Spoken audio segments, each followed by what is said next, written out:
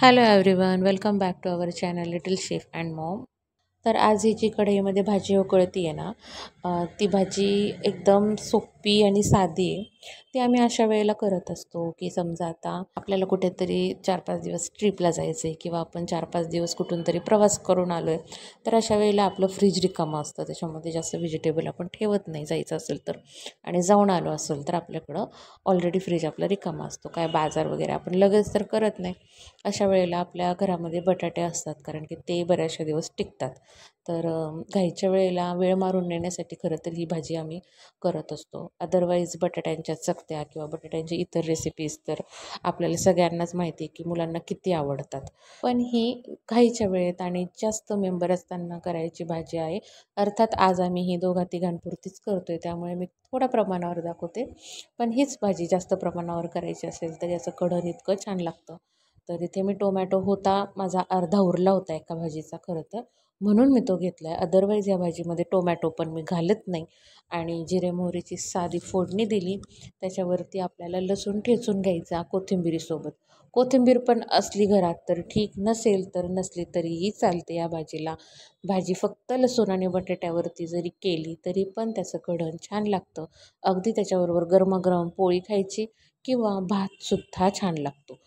तर बघा घाईच्या वेळेला खूप वाटण-घाटण करून आपल्याला करायला वेळ नसतो आणि बाहेर जायचं असतं तेव्हा आपल्याला बाकीची पण पॅकिंगचे वगैरे बरेच कामं असतात. तर अशा वेळेला आपण साधं सिंपल हे करू शकतो. आम्ही तरी म्हणजे अशाच वेळेला करतो. किंवा घरामध्ये इतर काही कार्यक्रम आहे आणि बाकीचे कामं खूप आहेत. तर अशा वेळेला ही एकदम सिंपल भाजी सगळ्यांना आवडते पण ही भाजी. त्यामुळं आम्ही अशाच पद्धतीने ती करतो. तर टोमॅटो थोडासा परतून घेतल्याच्यानंतर मसाले टाकायच्या अगोदर मी इथे थोडेसे बटाटे टाकले आहेत, कारण की आपली फोडणी जळायला नको म्हणून. आणि बटाटा पण तेलावरती छान फ्राय होतो तोपर्यंत. तर सगळे बटाटे मोठे मोठे कापून धुवून आता तेलावरती मी ते मस्त फ्राय करून घेते. बटाटे फ्राय झाले की लगेच त्याच्यामध्ये आपण मसाले टाकायचे आहेत. तर धन्याची पावडर टाकली मी, थोडीशी हळद टाकली, काश्मीरी लाल मिरच टाकली आणि थोडासा घरचा मसाला टाकला आणि सगळं काही व्यवस्थित बटाट्यांना लागून घ्यायचं असं आणि फ्राय करायचं मस्त. फ्राय केल्याच्यानंतर त्याच्यामध्ये आपल्याला कितपत पाहिजे तितकं पाणी टाकायचं थोडंसं आणि रस्सा करायचा. रस्सा आपल्याला जितका पाहिजे त्यानुसार पाणी टाकायचं आहे.